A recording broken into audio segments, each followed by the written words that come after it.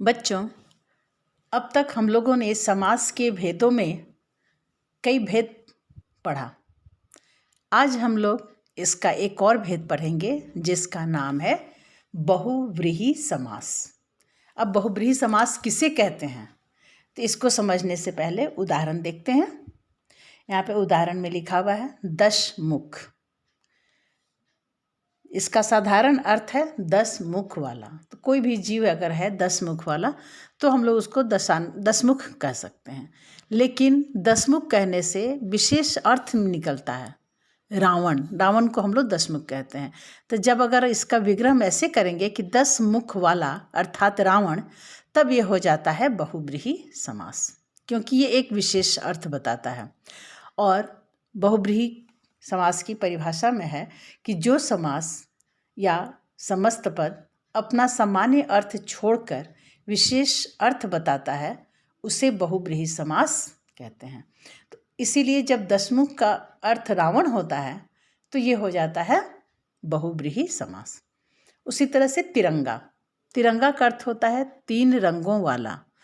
तो कोई भी चीज़ 3 रंग का हो सकता है। कोई दीवार हो सकती है 3 रंगों की, कोई ग्लास हो सकता है 3 रंगों का, कोई बोतल 3 रंगों से मिलकर बना होगा।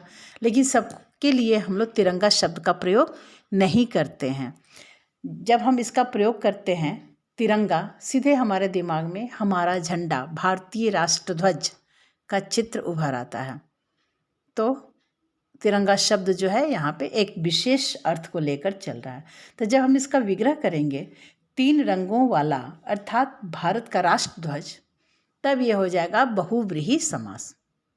और इससे 3 रंग का जो भी चीज़ है उसको हम लोग तिरंगा कह सकते हैं, लेकिन इसका विशेष प्रयोग होता है राष्ट्रध्वज के। उसी तरह से है लंबोदर का सामान्य अर्थ हो गया लंबा उदर वाला। जिसका भी पेट बड़ा हो उसको लंबोदर कह सकते हैं। लेकिन जब हम इसको इस तरह से लिखते हैं कि लंबा है उदर जिसका अर्थात गणेश, तो ये विशेष अर्थ में हो गया। लंबोदर शब्द हमेशा गणेश जी के लिए प्रयुक्त होता है। तो लंबोदर, लंबा है उदर जिसका अर्थात गणेश, तब ये हो गया बहुव्रीहि समास। उसी तरह से है चक्रपाणि। चक्र है पाणी यानी हाथ में जिसके अर्थात विष्णु। जब हम ये स्पष्ट कर देते हैं तो चक्रपाणि कहा जाता है भगवान विष्णु को। तो ये हो जाता है बहुव्रीहि समास। वीणा पाणी किसको कहते हैं? सरस्वती जी को कहते हैं। नाम लेते ही दिमाग में आया ना कि वीणा पाणी यानी सरस्वती। तो ये विशेष अर्थ में हो गया। ऐसे कोई भी हाथ में वीणा ले लेगा तो उसको हम लोग वीणा पाणी कह के नहीं बुला सकते हैं। वीणा पाणी का अर्थ ही हो गया सरस्वती। तो ये विशेष अर्थ में है।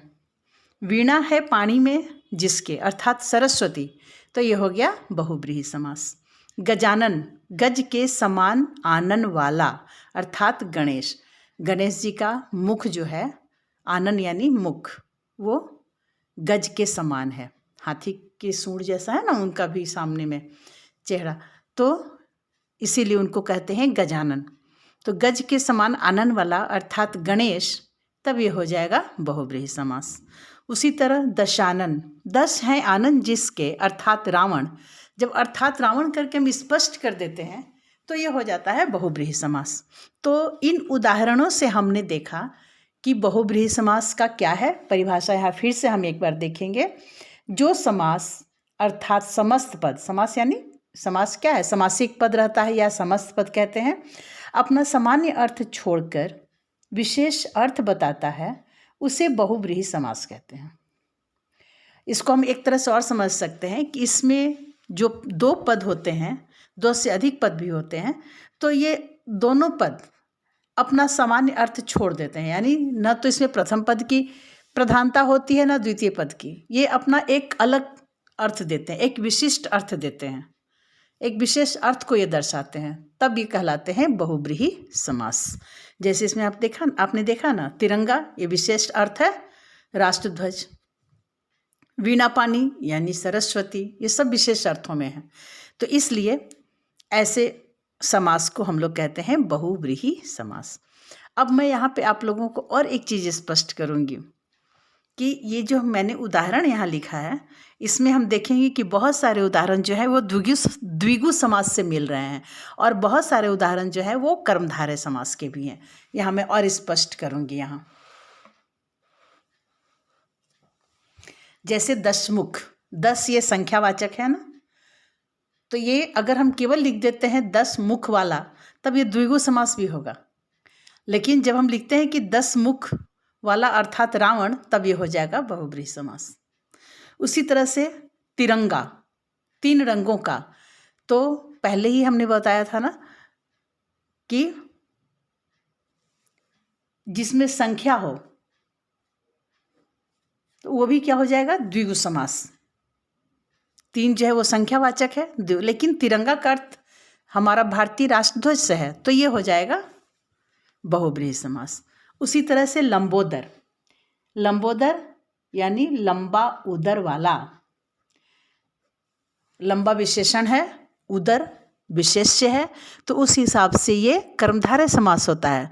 क्योंकि कर्मधारय समास में हमने पढ़ा, आप वीडियो फिर से देखिएगा तो समझ में आएगा कि कर्मधारय समास में क्या है कि एक विशेषण होता है, एक विशेष्य होता है, या एक उपमान होता है और एक उपमेय होता है। तो यहाँ विशेषण और विशेष्य है, लंबा विशेषण है और उदर विशेष्य है। तो इस तरह से ये लंबोदर जो है वो कर्मधारय समास है। कौन सा समास है, कर्मधारय समास। लेकिन जब हम इसका विग्रह ऐसे करते हैं कि लंबा है उदर जिसका अर्थात गणेश, जब हम गणेश के लिए प्रयोग कर लेते हैं तब ये हो जाता है बहुब्रीहि समास। उसी तरह से चक्रपाणी, ये तो चक्रपाणी सीधा है, बिना पानी, ठीक है। फिर यहाँ कर्मधारय में देखिए गजानन, गज के समान आनन वाला, हमने पढ़ा था ना उपमान और उपमेय। तो गज के समान, यहाँ गज जो है वो उपमान हो गया और आनन वाला जो है वो उपमेय हो गया। तो ये भी कर्मधारय समास का उदाहरण है। कर्मधारय समास की परिभाषा में ये भी आता है कि एक पद विशेषण हो, एक पद विशेष्य, या एक पद उपमान हो और एक पद उपमेय। तो एक पद उपमान है और एक पद उपमेय है, इस हिसाब से एक कर्मधारय समास हुआ। लेकिन जब हम इसका विग्रह सीधा करेंगे कि गज के समान आनन वाला, तब ये कर्मधारय समास होगा। लेकिन जब इसका विग्रह हम करते हैं कि गज के समान आनन वाला या मुख वाला, आनन का अर्थ होता है मुख, तो ये हो जाए अर्थात गणेश कर देते हैं, तब ये हो जाता है बहुव्रीहि समास। उसी तरह से दशानन, 10 हैं आनन जिसके अर्थात रावण, जब ये रावण हम क्लियर कर देते हैं तब ये हो जाता है बहुव्रीहि समास। लेकिन अगर हम सीधा लिखते हैं कि 10 आनन वाला या 10 मुख वाला, तब ये हो जाएगा द्विगु समास, क्योंकि 10 जो है वो संख्यावाचक है और द्विगु समास की परिभाषा है कि जिसका पहला पद संख्यावाचक हो वो द्विगु समास कहलाता है। तो विग्रह करने पर दोनों समास का यहाँ पे स्पष्ट होगा। अगर हम लिखते हैं 10 आनन वाला तो हो जाएगा द्विगु समास, लेकिन जब हम लिखते हैं कि 10 हैं आनन जिसके अर्थात रावण, तब ये हो जाएगा बहुव्रीहि समास। उसी तरह से हम लोग और उदाहरण स्पष्ट कर सकते हैं। षडानन, षडानन का अगर हम संधि विच्छेद करें तो हो जाएगा षट जोर आनन, षट यानी 6, आनन यानी मुख। तो षडानन हम सीधा लिख देते हैं 6 मुख वाला, मैं लिख ही देती हूँ। षट हैं आनन यानी मुख जिसके अर्थात कार्तिकेय।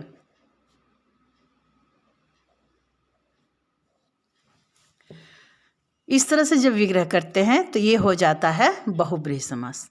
लेकिन अगर हम इतना ही करके छोड़ देते हैं कि षट आनन वाला, तब ये हो जाएगा द्विगु समास, क्योंकि षट जो है वो संख्या है। उसी तरह से नीलकंठ, नीलकंठ में क्या है, नीला है कंठ जिसका, किसका कंठ नीला होता है, बहुत सारे पक्षी भी हैं, मोर का कंठ भी नीला होता है। लेकिन जब हम यहाँ पे अर्थात कर देंगे, जैसे नीला है कंठ जिसका अर्थात शिव, शिव जी को नीलकंठ कहा जाता है, क्योंकि उन्होंने विष को गले में रखा था तो उनका कंठ नीला पड़ गया था, तो तभी से शिव जी को नीलकंठ कहा जाता है। तो जब हम विग्रह करेंगे नीला है कंठ जिसका अर्थात शिव, तब ये हो जाता है बहुव्रीहि समास। और केवल सीधा से अगर हम इसका विग्रह करते हैं कि नीला कंठ वाला, तब ये हो जाएगा कर्मधारय समास, क्योंकि इसमें नीला जो है वो विशेषण है और कंठ जो है वो विशेष्य है। पीतांबर, पीतांबर में क्या होगा? पीत है अंबर जिसका, अर्थात कृष्ण। विष्णु जी के लिए भी ये शब्द प्रयोग होता है, अर्थात कृष्ण या विष्णु, तो ये हो जाएगा बहुव्रीहि समास। पीत मतलब पीला, अंबर यानी वस्त्र। अंबर का एक और अर्थ होता है, अंबर का अर्थ होता है आकाश। नीलांबर जब हम यूज़ करते हैं तो नीला अंबर यानी नीला आकाश। अंबर का अर्थ यहाँ पे वस्त्र है। पीत है अंबर जिसका, अर्थात कृष्ण या अर्थात विष्णु, तब ये हो जाएगा बहुव्रीहि समास। लेकिन अगर हम सीधा लिखेंगे कि पीत वस्त्र या पीत अंबर या पीला अंबर, तब ये हो जाएगा कर्मधारय समास। क्यों? क्योंकि इसमें पीत जो है वो विशेषण है और अंबर जो है वो विशेष्य है। उसी तरह से है चारपाई। चारपाई मतलब जिसके चार पैर हों। तो चार पैर तो जानवरों के भी होते हैं, लेकिन हम लोग जानवर को चारपाई नहीं कहते हैं। चारपाई शब्द किसके लिए प्रयुक्त होता है? खटिया कहते हैं या खाट कहते हैं। खाट को चारपाई कहा जाता है। तो ये विशेष अर्थ हो गया, चार पैर हैं जिसके या चार पावे हैं जिसके, अर्थात खाट, तब ये हो जाएगा बहुव्रीहि समास। और केवल लिख देंगे कि चार पैरों वाला, तब ये हो जाएगा द्विगु समास। त्रिलोचन, त्रिलोचन, त्रि माने तीन, लोचन यानी आँख। त्रिलोचन किसको कहा जाता है? भगवान शिव के की तीन आँखें हैं, इसलिए भगवान शिव को ही त्रिलोचन कहा जाता है। तो अगर हम इसका सीधा विग्रह करते हैं कि तीन आँखों वाला या तीन लोचन वाला, तब ये हो जाएगा द्विगु समास। लेकिन जब हम इसका विग्रह करते हैं तीन हैं लोचन जिसके, अर्थात भगवान शिव, तब ये हो जाएगा बहुव्रीहि समास। बच्चों,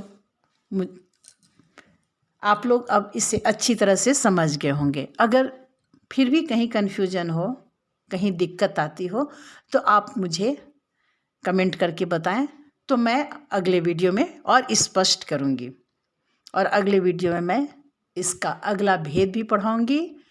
उस भेद का नाम है अव्ययी भाव समास।